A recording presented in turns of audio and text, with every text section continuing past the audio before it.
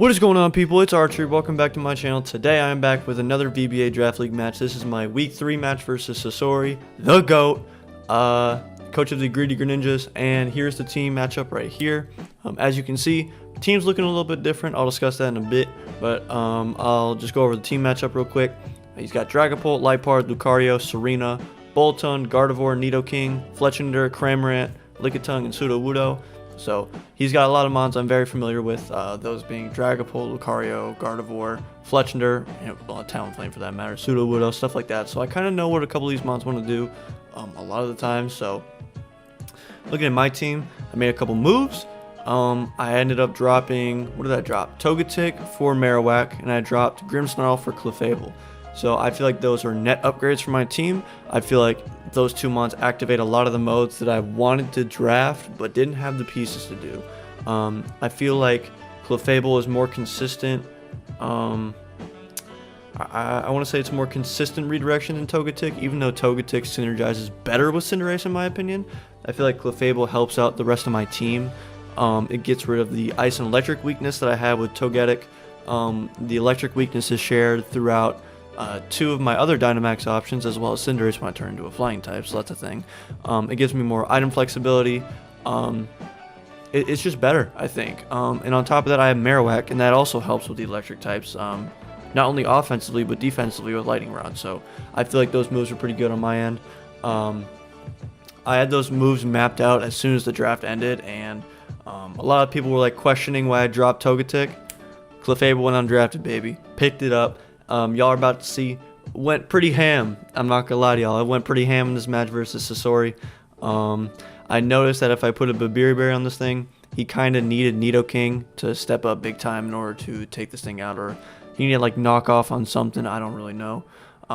He needed to deal with this Clefable, otherwise Cinderace just went in. Or Marowak goes in. Marowak also goes in. I had, if I'm not mistaken, I had like Bone Ring, Outrage, and Fire Punch. I think those are the three moves I chose. Pretty much covers everything I want to cover. The Outrage is just to hit the calc on the Dragapult because a +1 max Wormwind from Marowak, that's helping hand from Clefable, by the way. Oko's Dragapult is not Habanberry, and I don't think he's Habanberry versus me because the only Dragon type on my team is Appleton. Don't sleep on Appleton, by the way. That shit is awesome. Anyways, so yeah, I'm just bringing pretty standard Cinderace, pretty standard Clefable, but Berry. The Marowak side I just talked about. I have Reuniclus to set Trick Room for the Marowak. Clefable also gives me consistent redirection for Trick Room, and I have a legitimate Trick Room mode now, so that's pretty sweet. I'm also bringing Iron Defense, Body Press, Corviknight, pretty standard stuff, and Scarf Mienshao. So I'm going top heavy this week. I don't give a damn. I'm trying to win this game. Sasori is a very, very good player. He's been a finalist in VBA before. He's done pretty good in GLDL past seasons too, as far as I can remember. And then, yeah, he's had success in other leagues for sure. Either way, I'm excited to show what this team's got. And that's pretty much it for me, guys. This game went to 3. Pretty close set. GG's to Sasori, bro. Pretty hacksless game. I mean, there was a little bit of hacks, but like it's not really the hacks that like matters that much. It's kind of like minuscule things that don't really help morale. I think you guys know what I'm talking about. So anyways, that's been it for me, guys. Appreciate y'all rocking with me. On to next week. I'm pretty sure I play Senpai next week, coach of the Florida for Alligators. I think that's his team name. I will check right now. Live. Let me see. No, actually, I play Ducky next week. I played Ducky, coach of the Feisty Scrafties. He actually made semis in GLDL, so pretty decent opponent, I would say, to say the least. And I'll see y'all next week. Peace out.